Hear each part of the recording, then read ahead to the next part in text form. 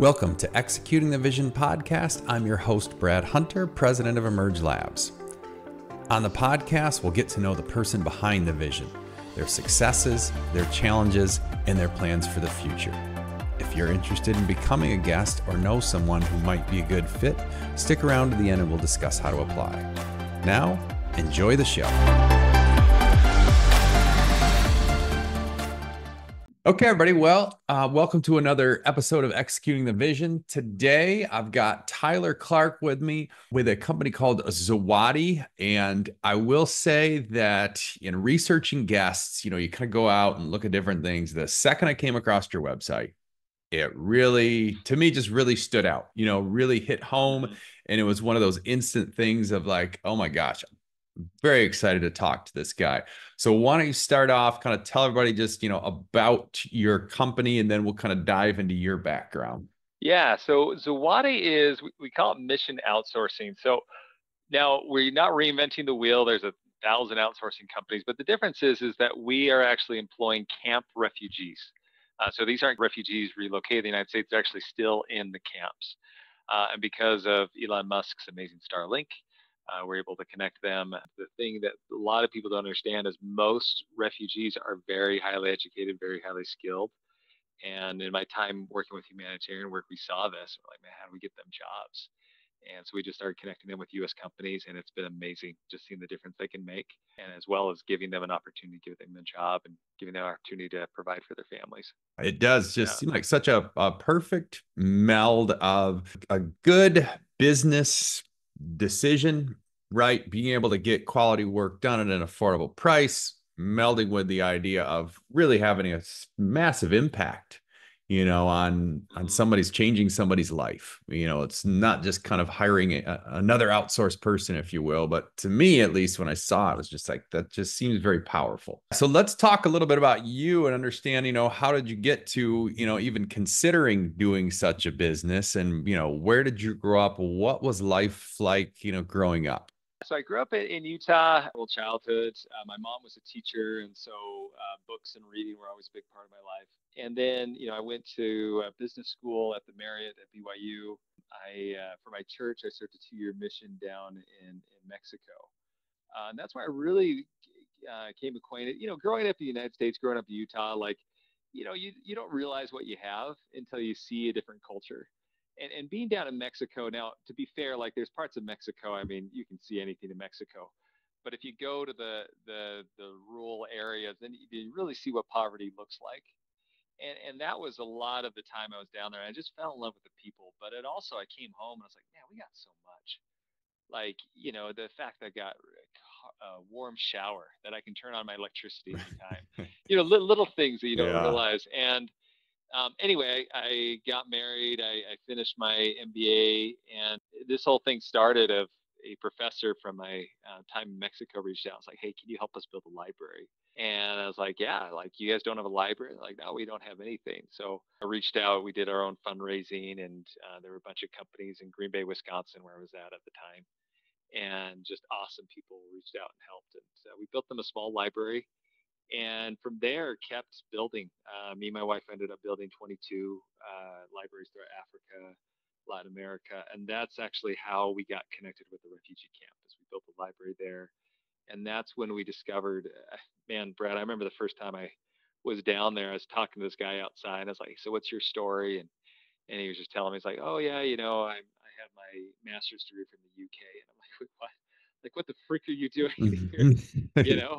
Because I had a lot of perceptions that I think a lot of us have of refugee camps, but then came to discover there's the amount of talent in these camps is insane, and there's no opportunities for them to do anything. They just want to work, and most of these individuals, they're there for 16 years. It's not really a camp; it's a city, and it's just this part of our civilization that's been forgotten because they're refugees. And they just want to work. They're sick of charity. They just want to work. They just want to have that opportunity. And now, okay, how did you go from the idea of somebody from Mexico and you were down there reaching out to help build a library, to you jump to 22 of them all over the world? How did that little transition, kind of occur from going from one Oh, and then suddenly you bounced all over doing it? Was it yeah, more that's just the idea that was it more on the donor base that where did the push come from to take it from something that, you necessarily weren't trying to do, right? Somebody reached right. out to you. Me and my wife joke we have a really hard time saying no. Right. And so we kept like the funny thing was like we had no intention of like the one was fun. Like it was a part that I had been down there. I knew the people really well. So it was really fun to go back there and do it. But we kept getting requests from all over the place. And I was like, how do they even know about this? Like, what's going on? And so we kept like people heard about what we were doing and it took it, formed its own organization called Village Book Builders and just took on a life of its own. And so I kept doing that on the side. It was never a full time thing. It's just something I did. But a lot of people heard what we were doing, started taking it to the next level. A lot of people quit their six-figure jobs to come help, which I always thought was nuts, right? But they did it because people want to help. They want to make a difference. They want to be a part of something. People want a mission, right? They want purpose in their life. And so we kept doing that. It wasn't until this idea with Zawadie that I'm finally like, you know what, this has real potential to make a huge impact. So I left my job and doing that full time. And how often, when you would do one of these, how often would you be on the road? Like, how much time does it take to build a library in a foreign country like that? The good thing is so we'd always use local help. So it's not like I was actually down there building. Most of my stuff that I would do is fundraising. And our first library that we did, we actually had people come down and help build. And then we saw like, the freak are we doing? We're trying to mix cement, and all these locals are watching us like, what the freak are these gringos doing? Right. And so it's like, no, we're not going to do that. So we'd always hire local help. It's always locals that we work with. And it's a lot of schools in like rural Africa that are requesting a library. And so our main thing was just like, hey, here's the funds, go build it. And then afterwards, we would have mentor programs. The crux of that is we were always trying to like, how do we know we're really making an impact? And that's the thing that always kept me up at night. Like with humanitarian work, if you get into it, it can seem like a bottomless hole. Like, how are you really changing the world? You know what I mean? Because we all want to make a difference. We all want to do something. And that's why, like with this, like there's no better way to make a difference than to provide someone a job. Like when we were doing libraries, it was always studies on like, okay, how many kids that are reading, how many are really making a difference. And I think it's hard to argue against books and reading, making an impact on kids. But there's still always that question, like what's the real impact? But with Sawadi, we're providing them a job that we don't need to study because here's their paycheck.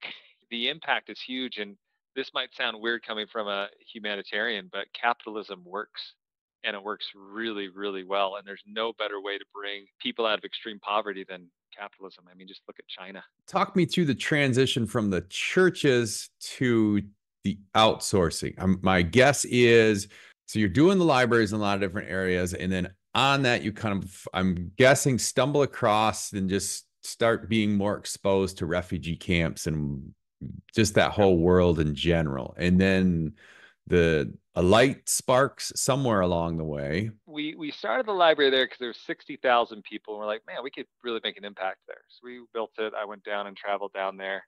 And we had that conversation, multiple people, and then had a conversation with some tech CEOs here. One in particular, his name's Sean Sorensen with Connect. And, we were talking about it. And, he even brought up the idea. He's like, hey, I hire this India company to do these lead generation, just to create lists for our SDRs and our sales development team. He's like, why can't the refugees do that? I'm like, that's a good idea. Let's give it a try. So we piloted that out for a couple months just to see like, hey, can we train them to do something simple? And they were amazing at it. They did phenomenally well.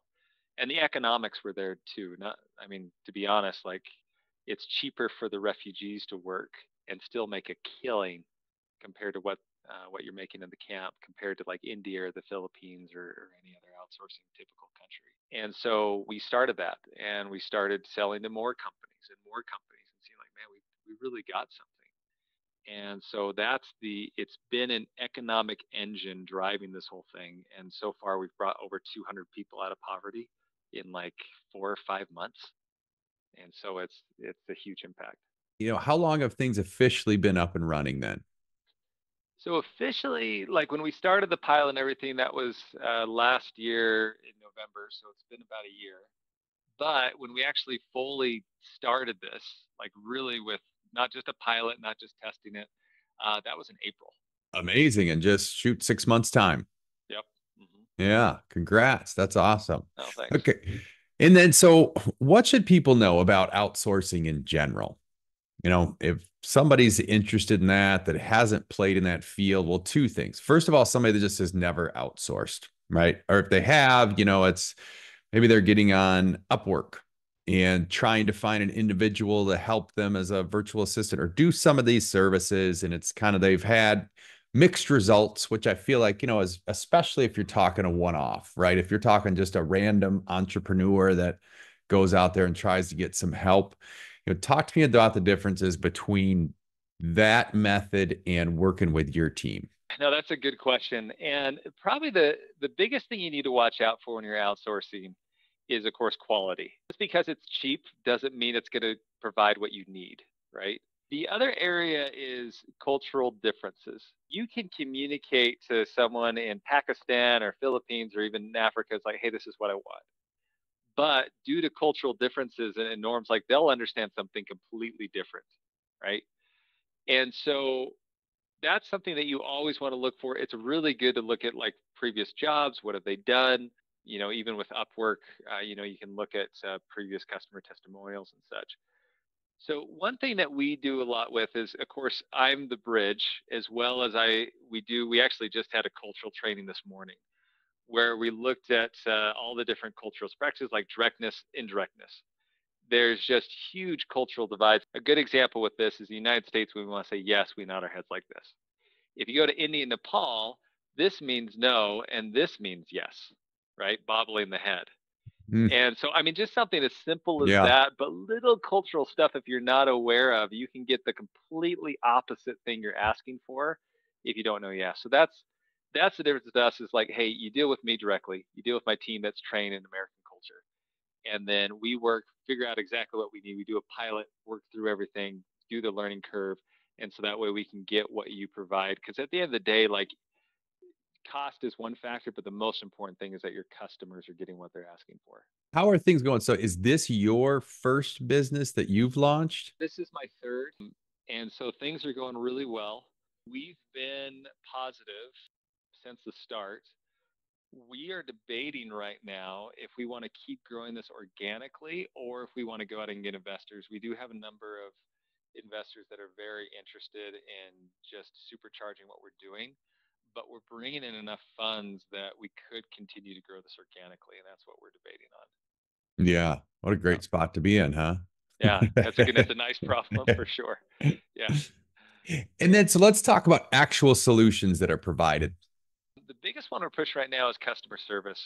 Software development companies, that tends to be our niche. And so we do their customer service, we do their tech support, back office work. We have a major tech company right now that we're working with that, we're looking at all their professional services stuff that can be done remotely. Not everything can be done remotely, but when you can save a company 50% off what they're currently paying for vendors, it becomes very interesting to them. And so at the end of the day, it all has a business side, but for on our side, like we have 60,000 refugees we're trying to employ. So we're trying to grow as fast as we can. And is the general idea that where you're currently set up, there is no shortage in the distant future of highly trained employees? Or is it the thing where you're looking at starting up in another refugee camp? Yep. Actually, we've been in talks with, there's another camp in Kenya that makes our camp look tiny. There's over 300,000 people in this camp in Kenya. And same thing, a lot of really educated individuals, 91% unemployment rate in these camps. And then, there's 10 million refugees in Africa. So we're never going to run out of people to employ, Mhm. right? But it's just a huge need. The thing we're looking at right now is like, okay, remote service. Where's the biggest opportunity? Like I can do software development. We can do, app and game creation. There's a whole list of things we can do. So it's really been like, okay, what verticals do we want to get into? And the process we've gone through is we pick one thing at a time, we master that, and then when we master that, then we go into the next one, right? So far we've mastered customer service. Our agents are typically are better than American agents, which has been surprising to a lot of companies, right? And a lot of it is these refugees, like, they don't have anything to do. So I have to tell them, like, no, you can't work on the weekend, right? Like, no, no, no, you got to have a day off. You got to have balance in your life, guys, because they want to work all day long every single day because they're hungry for it. So those are things that we've mastered, but right now we're looking at, okay, software development, is that something we want to get into, right?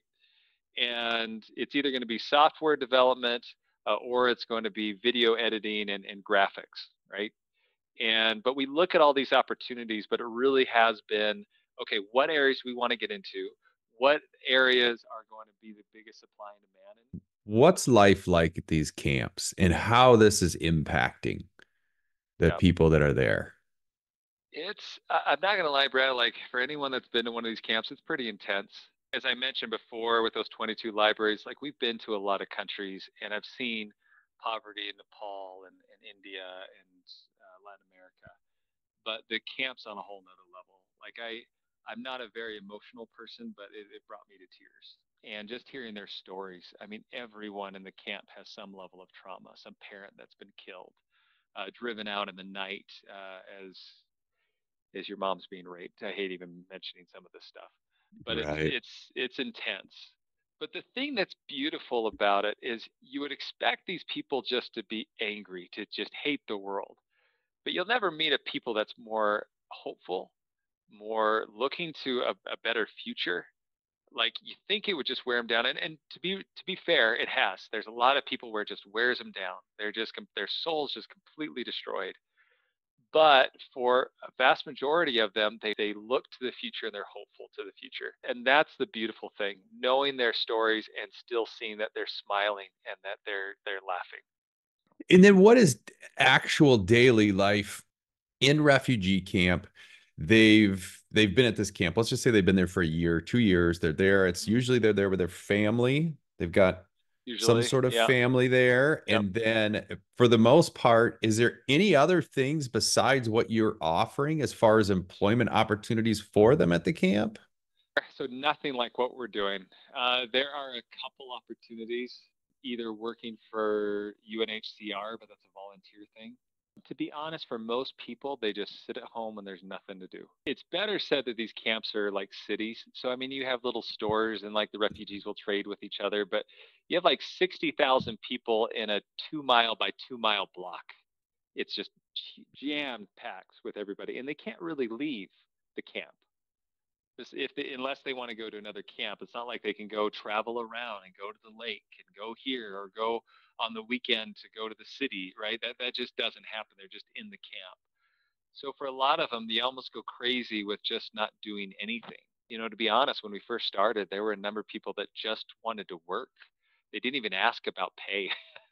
They just like give me something to do. Like, I would love just something to do. And then the pay was like, oh, that's really nice. That's fantastic. And then the idea is somebody gets employed here, they're able to save up enough money that as long they're eventually then going to move out of the camp and be able to establish a permanent residence. That's the hope, because for most of the camp, the reason why they're there for 16 years is it's like a lottery system to get into the United States and Canada. Now, the beautiful thing is the United States and Canada are the biggest receiver of refugees. We do an awesome job with accepting them in, right? But depending on policy or whatnot, that might shut it off. Depending on who's in administration, that can limit that. So the other thing, though, is if they can get enough money saved, they can actually, there are other African countries that will take them in if they can show that, hey, you buy land, you're going to contribute to our society. And so we pay them enough. So not only does it provide for all of their needs, all the medication, food, everything, but we pay it so that way they can save money. And then hopefully our goal is that they can graduate from the camp and go settle themselves, which is an amazing business plan. We're basically trying to set up so we lose all our good employees. What else do we need to know about working with you guys? Just kind of the whole system. Typically, if you have a customer service team, or if you have back office work that can be done remotely, like account setup or different things like that, what we go through is we do a discovery call. So we want to figure out, say, hey, what are your needs? What are your headaches? What are some areas where we can save you money on what you're currently doing? We will not get into anything unless we're confident we can really excel at it. So during that discovery call, we'll go through the requirements. If it's something that we can't excel at, we'll say, hey, we're just not going to do that. But if it is something, then we'll start a pilot. We'll work through that process.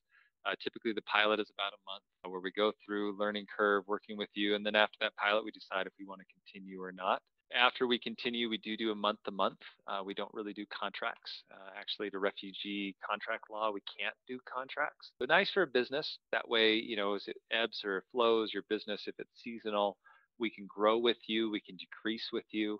You're not signing a multiple year long contract with an outsource provider, but we're just someone that can grow and ebb with your company as needed. What are the biggest struggles you guys are facing right now? The biggest thing that we're fighting with is getting the word out, and as well as like the outsourcing market is pretty crowded. Like, we're not the only people on the block. We have a really unique story. There's no one doing Hmm. like what we're doing, but at the same time, like I got off a call this morning. We're setting up our SDR team, our sales development representatives, and we're setting up email campaigns. We're getting our list. So all the stuff that businesses face, but that's our biggest thing, is just trying to get the word out as much as we can. And have you looked at a PR firm at all? I have not, no. From previous experience of mine in that, I would definitely recommend, I think with what you're doing, a PR firm for, the one I worked with, it was like 2,800 bucks a month, 6 month engagement, and the amount of press that they got us was insane. And Really? I think that you would, something like this, you're going to end up in Forbes, you're going to end up with on a lot of these big name. I could see this with the right PR person. You just have to find the person that's kind of in that right space, because it's all about their black book, right? And the Right. right PR person has a black book where instantly they're on the phone, they're sending emails to people at these different publications and media things. And with a story like you're telling, I think that you'd have a really good success rate. What else would you want to relay to the audience here? I mean, to me, I just love this whole thing. I've been involved in the outsourcing world for the past 15 years. I've Mhm. worked with different organizations in different parts of the world. And usually, it's like there's there's never one that like I see and I'm very excited about, right? It's more like, okay, well, maybe these guys have good quality at prices, but when I saw yours, it was the first one, like I said, that was like, wow, this is really just really different, really like feels good to me. And Yeah. so want to do my best to get that word out there and help as much as possible and really get a clear message to, people out there how to get in touch with you and start working with your services.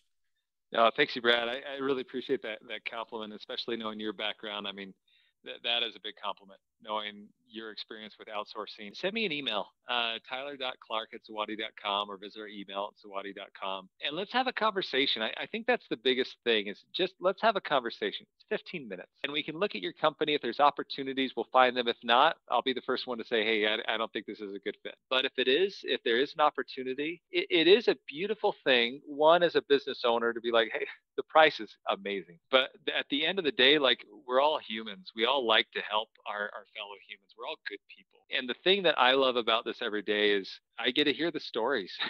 And we share those stories with our customers. Like, we're just finishing up our impact report for this month, and just to let people know, like, hey, this is what the refugees were able to buy. One of my favorite stories, one of our agents, I won't use her name just for privacy, but we when I was down there last, we were walking, and it's like, so what's been your experience so far? And she was saying, you know what, my mom's been sick for a long time, and we've never been able to buy the medicine for her. And ever since I started working, I've been able to buy her the medicine. And that means she's still with us, because she was really, really sick. It wasn't just some like anxiety medicine, which is important as well, but it was life Yeah. threatening. But the coolest thing, so that was cool. And I've heard those stories before, but that was cool. But the coolest thing was, she turned to me, and she was teary eyed at this point, and she said, my mother tells me every day how proud she is of me. That is the best part, because everyone wants to work the same satisfaction that we get from like growing our company, doing an exit strategy, like, getting a sell, like all that stuff is real, but it's real for the whole human race.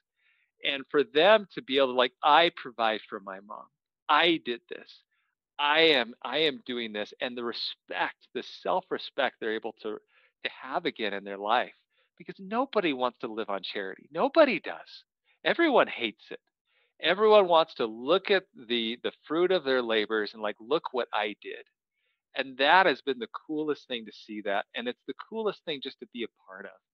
Like just to hear those stories, and that's what we share with our customers. Just like, hey, thanks for letting us, thanks for making this all happen.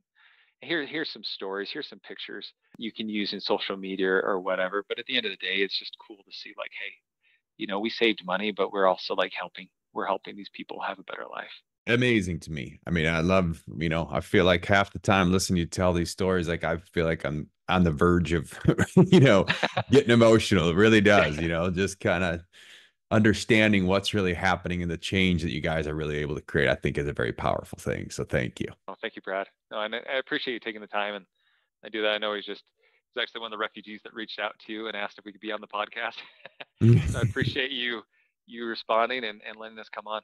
All right. Well, great. Yeah, Thank you very much. We'll make sure to, include the information there on the description of the podcast. And, also we'll be doing our best to start sending people your way. I appreciate that, Brad. I really do. Thank you. Okay. Have a good one. Thank you. You too. Thank you for listening to Executing the Vision. If you'd like to be a guest, go to emergelabs.us and click on the podcast page. If you like what you heard, please share the episode and subscribe. Ratings and reviews go a long way to help promote the show. You can find us on Instagram at brad.emergelabs, as well as X, Facebook, and LinkedIn, where we strive to provide valuable information on business and life. We'd love to hear your thoughts on the show and what you'd like to see in future episodes. Thank you again, and have a great day.